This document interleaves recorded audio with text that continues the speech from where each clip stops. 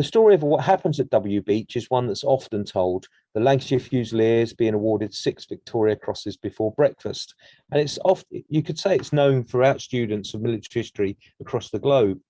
What we've got for you now is some drone footage that is taken up and across that Krithia landscape as we describe the initial landings.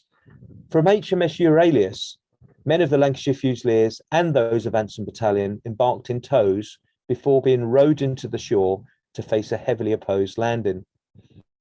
The beach defences here included tripwire, mined devices that lay below the waterline, also a form of early IEDs that were planted alongside the beach before a belt of barbed wire was reached that ran the length across it.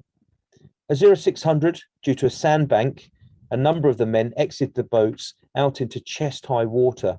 An intense fire from Turkish rifle positions on high ground at either end of the beach soon broke out.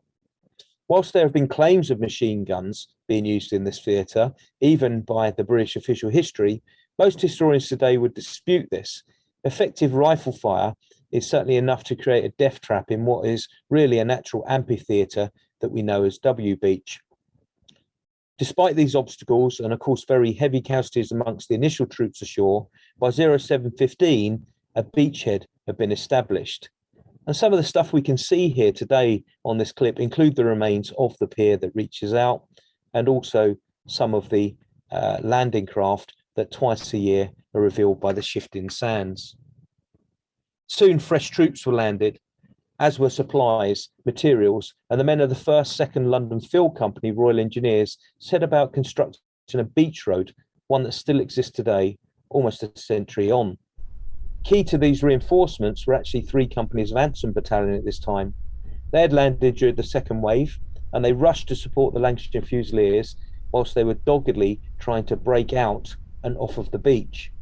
As one eyewitness described it, the scene on W Beach was like Dante's Inferno. It was a terrible sight. Wounded were calling out for help, and there were several heaps of bodies, about 20 or 30 to each heap. We lined up on the beach, but the Turks started shelling, and we were troubled by shrapnel, so we made our way to a position on the slope up above the beach. Not everywhere, however, the troops that were landing at Anzac were they facing, along the peninsula, were they facing such stiff opposition. Now we're going to look at one of perhaps the opportunities that was missed as we fly up the coast to an area known as Y Beach. This is located further up the peninsula, and a small force here of Plymouth Battalion of the Royal Marine Light Infantry, plus the King's Own Scottish Borderers and a company of South Wales Borderers, landed at a rather unexpected spot with the intention of threatening and interrupting the Turkish lines of communications that were going to be making their way down to the main landings at Helles.